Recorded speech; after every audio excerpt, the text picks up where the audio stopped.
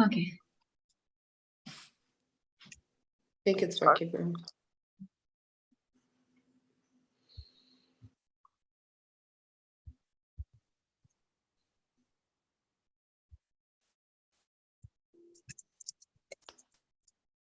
Hello, you're live.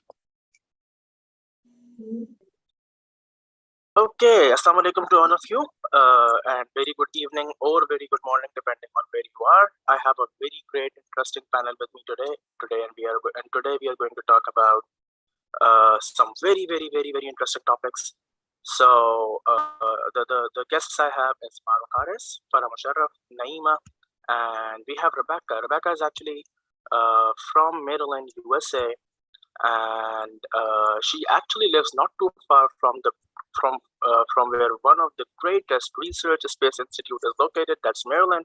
Rebecca, in case you were not aware of it, there is one of the biggest space research location in Goddard, Maryland. That's a branch of NASA. So let's take a very quick introduction of our guests, and let's ask them a very specific question. I'm going to start with you, Maro. Maro, tell me a little bit about yourself and tell me why are you so motivated towards space education? Assalamu alaikum. By qualification and by profession, I am a mathematician, and my expertise were in pure mathematics, and I am a teacher trainer as well.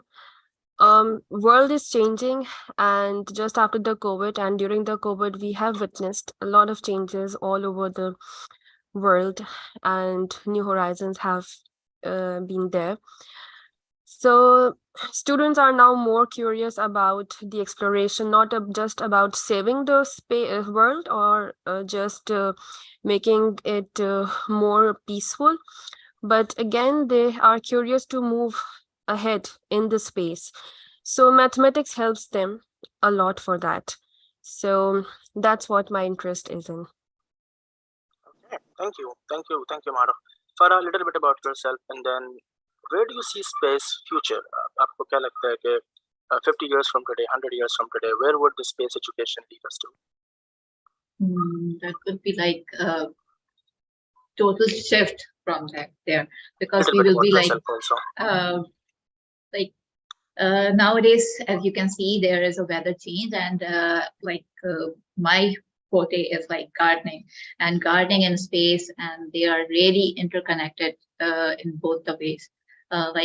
We need a forecast before ahead so that we can like plant wisely in terms of like how we can have the cultivation things, and how space is actually can tell us the real picture, what is going to happen, because yes, the weather is changing a lot, and the space is the only source that can forecast us about it. Naima, moving towards you, tell me a little bit about yourself, and I'm also interested in where do you see space education taking our generations? आपको क्या लगता है space education हमारी generations को किस तरफ लेके जा सकता है? Assalamu alaikum. I hope you all are fine. I'm Naima Abrar. Basically, I was residing in Karachi first, but right now, the place where I'm residing right now, it's kind of a small town in interior Sindh, Standojan Mohammed. And what I see from here, like we need to work a lot. Like space exploration is a beautiful topic to talk on. It's a never-ending topic because it's not just the start. We have to do something because that limited resources, what we feel right now, even Earth is a limited place. We have to go out and we have to make, our students acknowledge the fact that they are supposed to be into it. They should learn these things. And even whatever resources they have or they don't have, they have to meet that target of achieving the best, because there is no limit to it. There is no limit. There is no limit to learning. There is no limit to resources what we want. So the place we are looking at, I think we have to go a very long way, and inshallah we are in a very long journey, and we have a good team of people like, yes. So it sounds like that you have a reason to believe space is a very resourceful place. It's a place where we can get a lot of resources from. Can you help us understand how? Yes, yes, of course we can, because it's not only, we are not looking at one aspect, we are looking at all over every day. We need something in our daily lives, and the resources which are being provided to from Earth is just going to be limited after some years. So we have to go out. There is no way out. We would like to go, we would like to explore Mars. Why not? Rebecca, I need to now move towards you. Let me ask you the following question. Since you have been very close to where this space research centers are located, I'm not going to ask you why explore a space or why teach a space exploration. I need to ask you how to teach a space exploration to our kids. So a good way for us to learn how to explore, obviously, through technologies. As the technologies is increasing in our schools, COVID actually helped push technology into the school, because now we had to resort to virtual learning, and now the schools are using this to apply to everyday life and activities and learning sessions. So using technology to explore different parts of space and bringing that education, to the classrooms, to our children, is the best way for us to learn how and everything about space. And how do you see the space education bringing any sort of change to a specific society? The more knowledge, the more power. The more knowledge that our children have in space education will allow them to understand how the space outside of the Earth does affect the Earth. And it gives us more resources. It gives us, unlimited ability to understand what goes on around us and why it goes on and how it goes on. It's also brings a bigger thinking to our children as well. It teaches them not to just focus on what's in front of them, but focus on what's around them, which is something that they could apply to their everyday life as well. Now, taking your point to is applying space lessons for everyday life. Maruk, I'm going to move towards you one more time. How do you see that happening? Learning what from a space, applying how into our daily lives? What do you see happening in that arena? Basically, maths is directly related to the space thing. There are many things in mathematics that we can teach students so that they can use them in their future lives. They may choose the correct field that will help them in space exploration. And for that, we need to develop skills in our students, like critical thinking, problem solving, collaboration, and other stuff. The more we empower them with the skills that they need in the future, it will be more easy for them to cope up with the coming pressure with the technology, how to handle it. So it's very important to inculcate all of these things in our daily lives as well. I'm hearing this point over and over that there's so many technological aspects that can help us explore space. Farah, could you help us understand that aspect in a more kind of a layman fashion? Like technology is like now we are facing that the technology is in the classroom, so we cannot we need to find those solutions. Okay. Technology is, every child is using this technology by any means. So everyone is having like mobile phones right now, and now students are building. Actually, we need to develop those skills that they can relate it, the topics they are finding it, and they can relate it with like making those applications and relating with the real life, connecting with the real life. So the concepts and the technology and the connection. So if we would be able to do that, then the space they will be able to like find out the ways how the space is more like connected to their systems. Yes. And thank you. Thank you. Yeah, go on. Chief, about that. Yes. So basically, it's like teaching them and having those real life skills with them. Like if someone is like mathematics and they are doing that, then they can have that technology, and it's in the classrooms. So teachers need to be equipped with those technologies, tools, and have them hands-on experience for them. So let's say I'm a teacher, and starting tomorrow, I'm explaining my students. Mm-hmm. Jupiter has 17 moons, or Saturn has 17 moons. Jupiter is 5 times as big as Earth. I want to move towards you, Naima. What does my student produce? Naima, I'm specifically asking you this question because as an individual, sometimes I cannot make these connections that how learning about Jupiter is helping me or my child.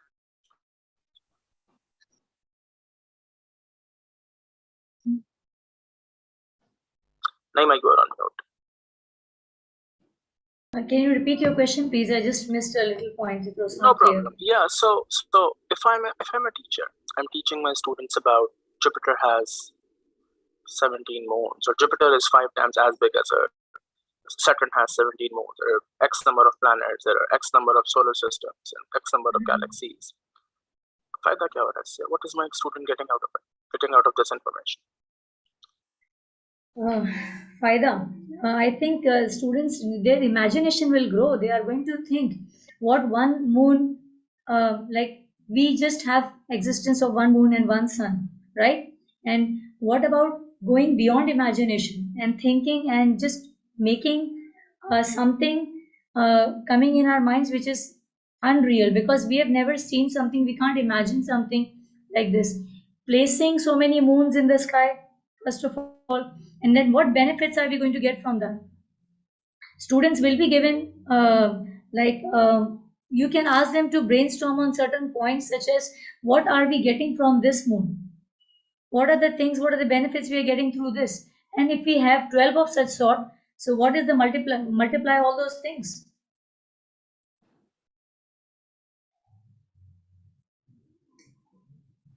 I think he did not like my answer. He's gone. Just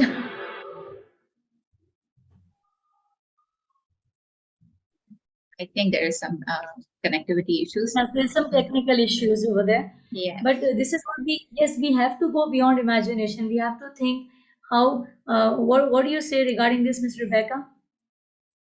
Yes. Definitely. We can't just learn just what's around us, because that does, limit our thinking and how we think. The more we can explore, the more it opens up our mind. I know here in the US, if children just learn about just our culture and just what's going on around us in our history, it limits to their social experience. It limits to how they connect with other people. So when you learn more about more areas, it allows you to have a more open mindset, be more accepting, connect more to people.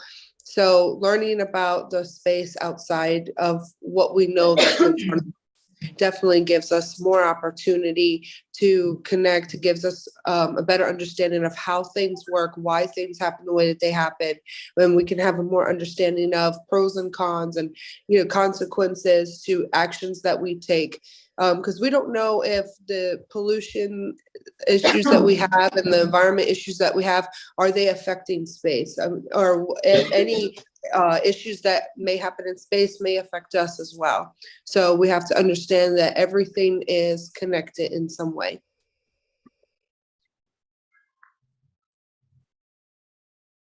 Yes.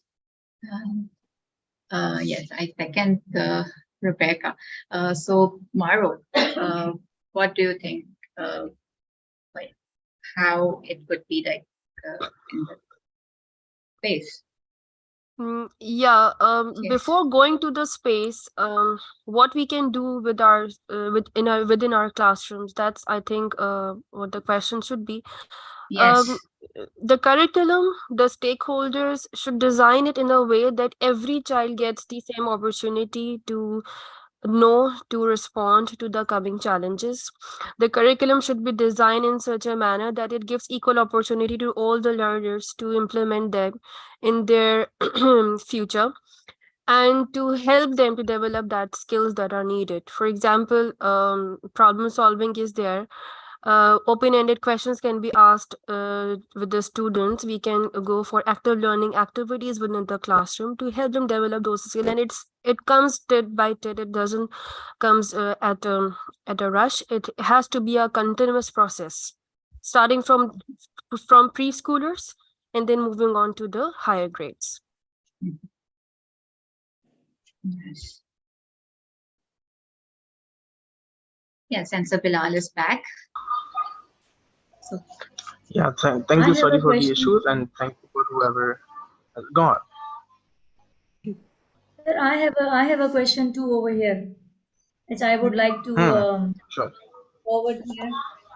Like Mhm. I would like to, how can we at this end of the world where we are sitting, how can it be accessible to our students? How can we provide, as teachers, we know that we need to give them a lot, they need to survey a lot, and there's a lot of exploration to be done. But, there's a speck of it. And what we see, it's like how can we achieve that? What circumstances can we make to bring this possibility here too? Because even at the whole, if you see, not only in certain areas of Pakistan or maybe somewhere else in the world also, it's not accessible everywhere. Mm. How can we I'll let the make guest. accessible? I'll let the guests chime in. If you don't mind. So one thing that a start to bring, this aware is to bring awareness. Sometimes people just don't think about other areas and other countries and other parts of the world that may be struggling to achieve this accessibility to education, technologies. So it starts by spreading awareness of there is parts of the world that does not have access. We even have this issue in the US where certain students, if they do not have access to the internet, it puts them at a disadvantage for education compared to students who do have access to internet. By spreading this awareness, we can, spread charities, we can spread different foundations. There's different fundraisings that we can do to help support this. But if people don't know, how are they supposed to make change? So after spreading awareness, we need to understand how much of a problem that this is, that not every child is getting the same education, that there's parts in the world where books are not accessible, classrooms are not accessible, to have healthy, safe environments to learn is not accessible. And so that way, we can come together and make this work. It's through the people coming together and try to find ways to make this work. That's the only way that it's going to happen. And something I'm adding. I've always wondered that the day when Columbus was leaving for his journey to explore America, or he did not know that he's going to explore America. He was just, leaving for his journey without a defined purpose of his life or purpose of the journey. People must have thought that, this is not something worth it. But at the end of the day, he did explore the United States, and we know there was a very different world to it. So I think now when we know the consequences, the gifts that a journey can bring, I kind of want all of us to start thinking in this way, that we don't know how many planets are there, we don't know how many galaxies are there, and we certainly don't know on how many galaxies and planets we would be residing 100 or maybe 1,000 years from today. So some of us who are teaching space education are essentially teaching how to space another America and something that's 100 times bigger than America.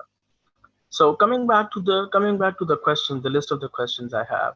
So now we all have a very good understanding on how we need to, or that it's very important for us to uh, uh, learn about space, teach our students about space. But my question is, we don't have a curriculum at the moment.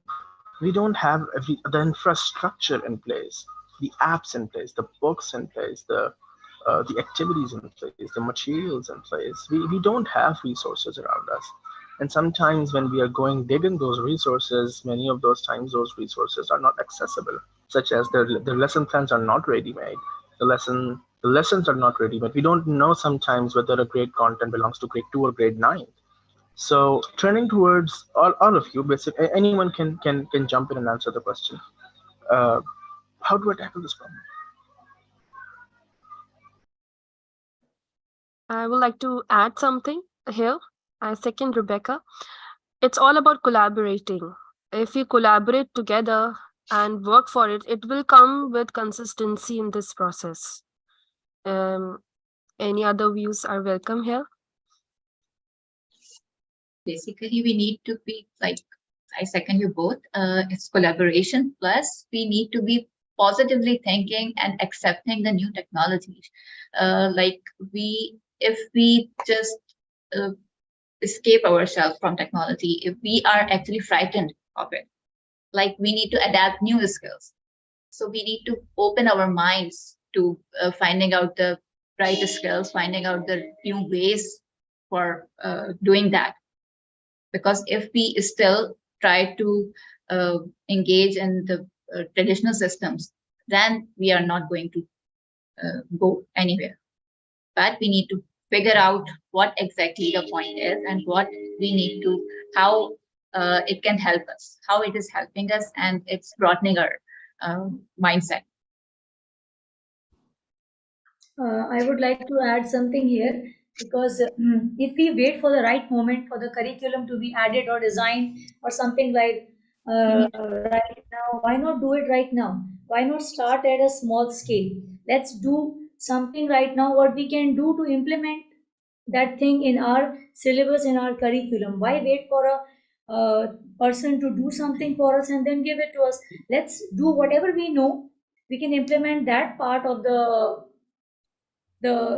work what we need to implement, and it should go to the students, like this STEM education theme. Like, they are introducing certain things, they are introducing certain concepts which are maybe difficult for some to accept in our place, but we have to take a step, only one step taking ahead, maybe the journey goes smooth.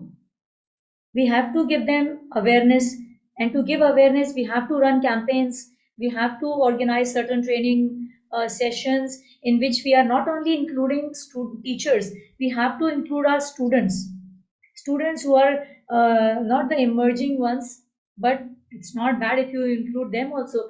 Like recently we held a space exploration program at our school at a primary level, and we discovered that a student at a primary level, they are also thinking about rockets and thinking about what's beyond it. They want to go. So Interesting. yeah, we need to So my next question is, of course, I truly understand and I truly agree that there are lots of resources available on the internet. And I also agree that we teachers are the resources for one another.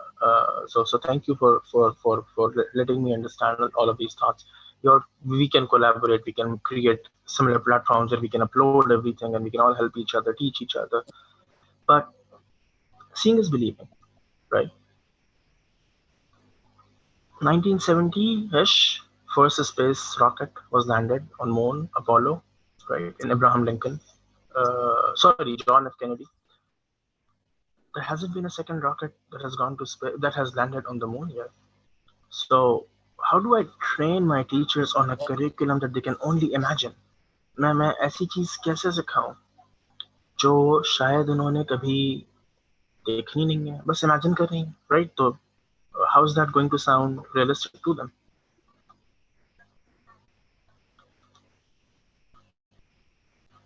any of you can chime in.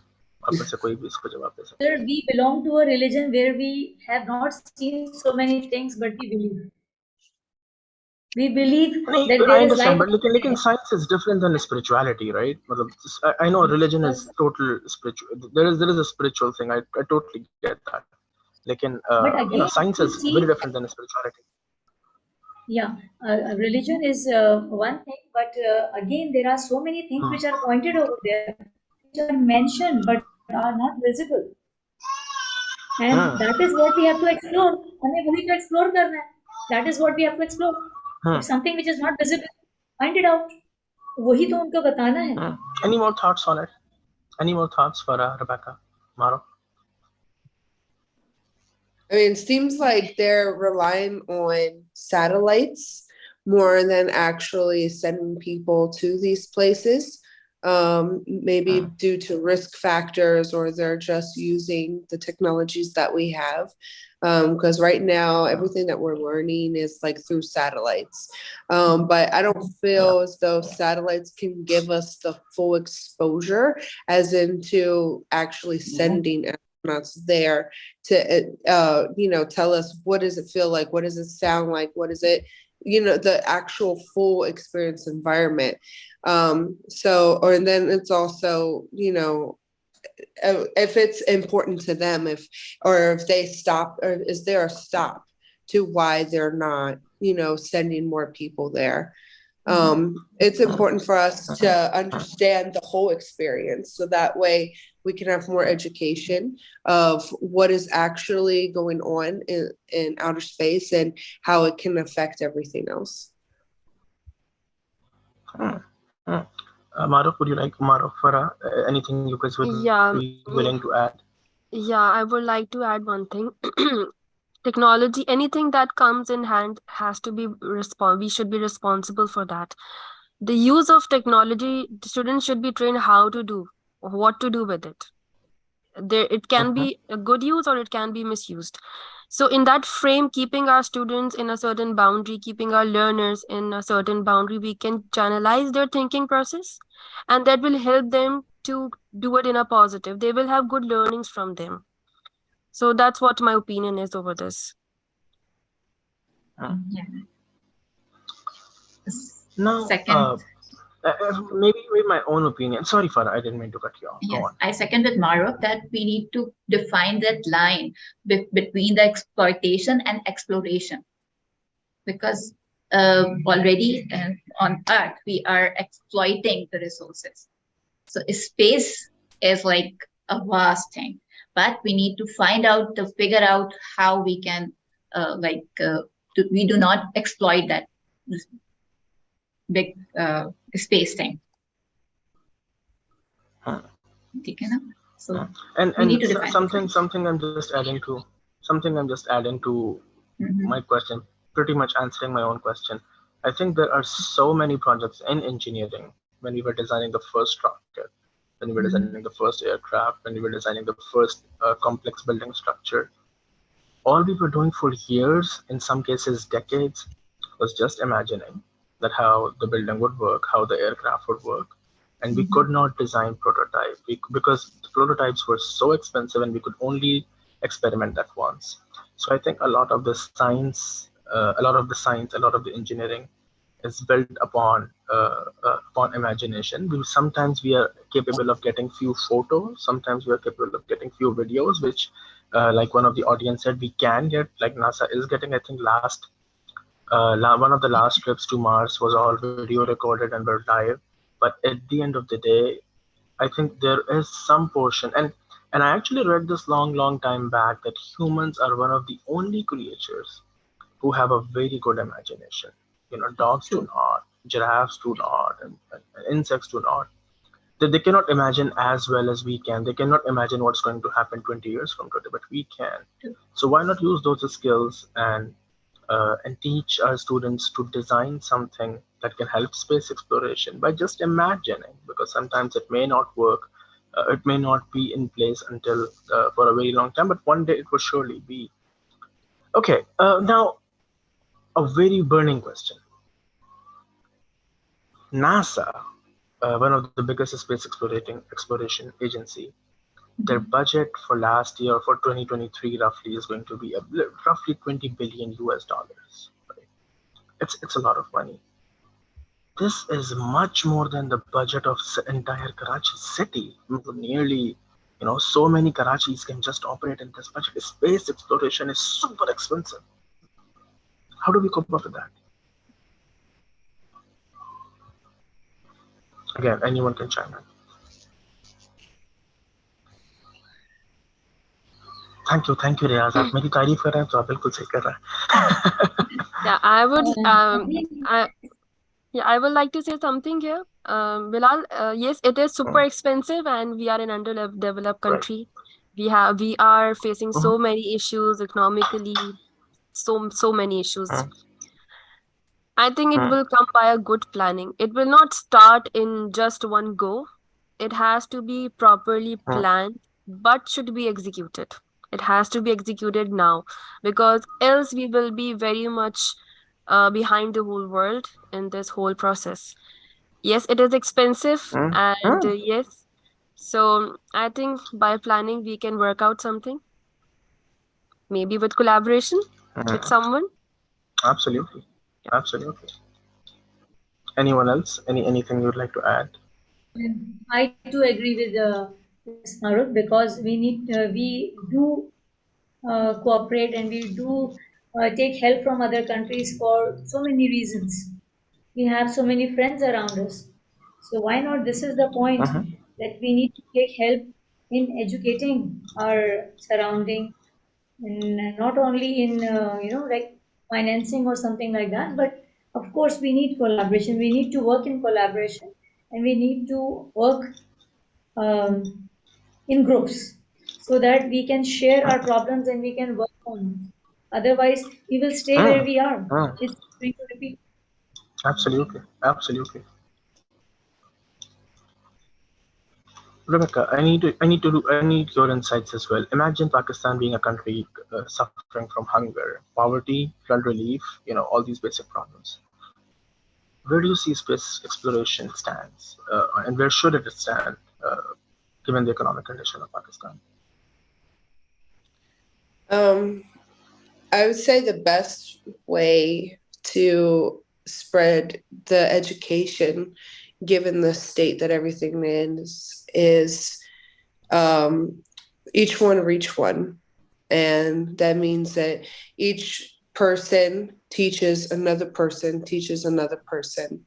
And with the teachers, with the leaders in the education system, reaching out and connecting with other people, learning, so that way they can bring it back to their students, they can bring it back to the schools, they can bring it back and implement that information that they have also learned. So it starts with the leaders. It starts with the teachers, it starts with the principals, the people who are coordinating the material together. It starts with them to bring it on to the students. Unfortunately, the schools and the students are in a very vulnerable state, to where they don't have control what is being taught to them. They're just given the material to chew on, and they go and run with it. They can make it better later on in life once they decide, okay, I didn't learn that much, I want to make a difference. But it's up to the leaders to take control and say, okay, I'm going to help and be responsible for our future children's education, because their education determines the future. And if we continue in the same cycle over and over and over again, there will never be change. So somebody has to step outside of that comfort zone and get more information, get more technologies, get more resources, and bring it into their own world, so that way it can be exposed to everybody else.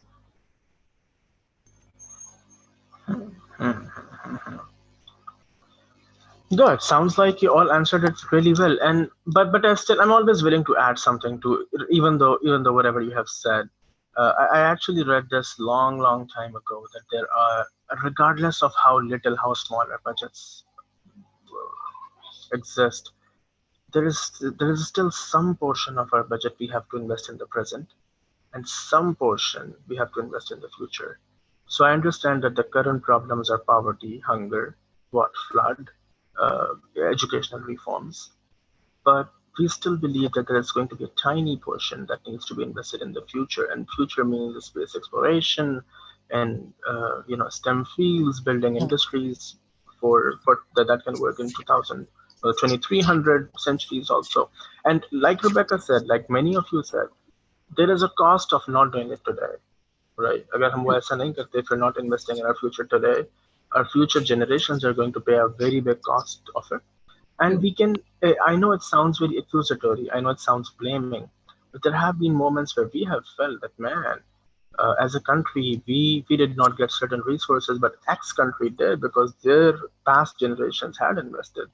You know, for example, uh, IIT, the Indian Institute of Technology, was being built when Pakistan was changing frequently its prime ministers, right? Now we see that India last year had an export of something like 150 billion, whereas Pakistan had an export. India had last year had an export of 150 billion in IT, whereas Pakistan had export of 30 billion only throughout. The entire country only exported something 30 billion, but only IT in India exported 150 billion dollars worth of goods. So there was something that was invested. The seed was sown 40-50 years ago, and they're reaping the crops today. So there are something that we need to do today, like space exploration is one of them, just to make sure that our future generations are harvesting all the crops we are sowing today. So thank you for the great discussion, everyone. I would now love to get some of the questions from you and some concluding statements from you. And if my audience are now posting, audience, if you're posting a question, I have a few more minutes to take them. You said attendance will be shared. I do not need the answer to this question.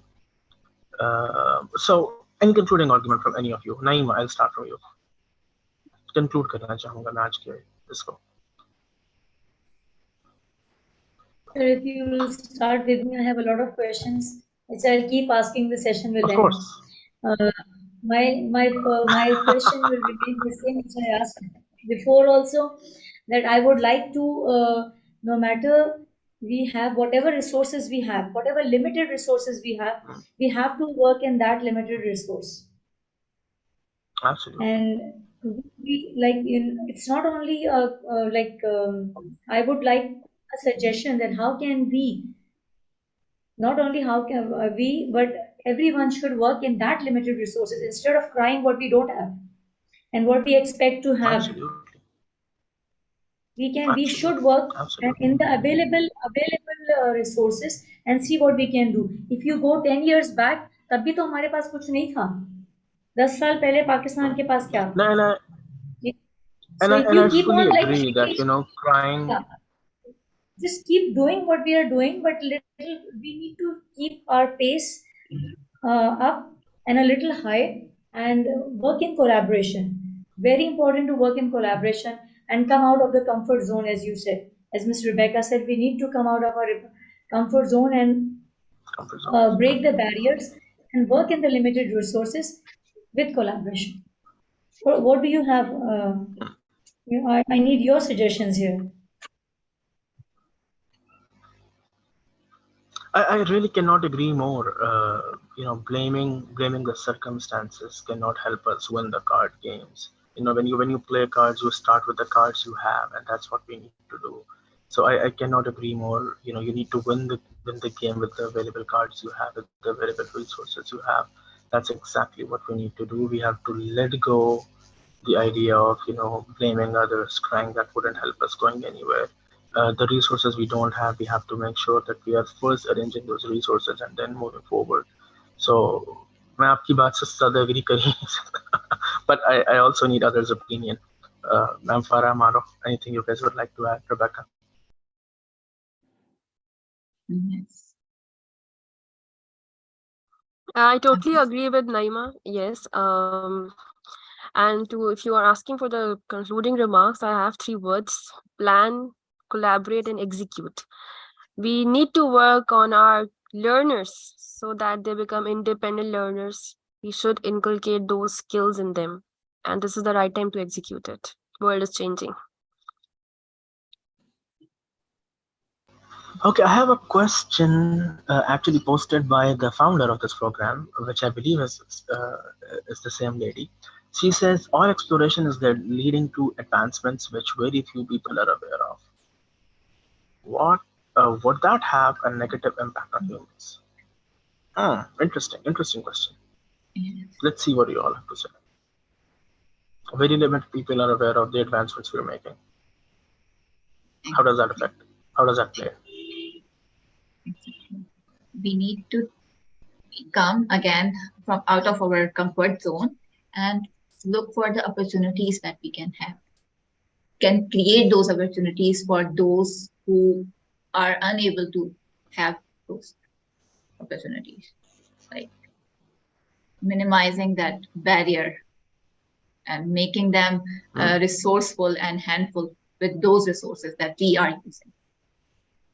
So it's collaboration and planning and having that growth mindset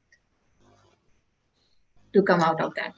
We need to prepare for the Let's future. conclude with Saima's question. Let's conclude with Saima's question. Let's see what others have to say. Rebecca, let's start from you. What do you think? Is there does that matter? Us not knowing what's happening around us, us not knowing the space achievements or the advanced achievements that have been made around us. How does that even impact us as a nation? Obviously, if we don't know what's going on around us, if we don't know the access that we actually can have, it's going to limit us in every area. It's going to limit us in our thinking and our actions, how we do things, when we do things. But if we understand that we have the power to make change, and we together, when more people come together, it brings more power, then change can be made. A lot of people feel like they're stuck in their situation, and maybe there is environments that may make you feel stuck. But the only way that change can come about is if we make change. We can make decisions that can change everything around us. It can change our future. If you don't like the job that you're working in, you have the ability to go find another job. You don't have to stay in that job. If you don't like the house you live in, you have the ability to, change your house. So if we realize that we're not stuck, we have everything that we need within us to make what we need to happen, we can make it happen. It's about believing and accessing and putting those actions in place to make things happen. Thank you, Rebecca. Thank you, Maro. Thank you, Farah. Thank you, Naima. I promise my guests that I'll keep it short, and sorry that I kind of have not kept my promise as well as I was supposed to be, but thank you for your wonderful answers. And I think today I learned a lot about space exploration from you all, so thank you. And I also learned that how space is a very resourceful place. I also learned that we are the change. We cannot sit at a place and blame our system, our education system, our bosses, our principals. So we are the change. We are the one who is responsible of the change. I also learned about how I need to invest a little bit on the future. I also learned about how space can change my life. And I also learned about how teachers can collaborate with each other to train each other on a space curriculum, rather than wait for an external force from third world or from a different planet to come and train about their lives. So thank you. It was a very resourceful session. Maybe starting tomorrow, I'm going to teach a class on space every Wednesday or every Friday.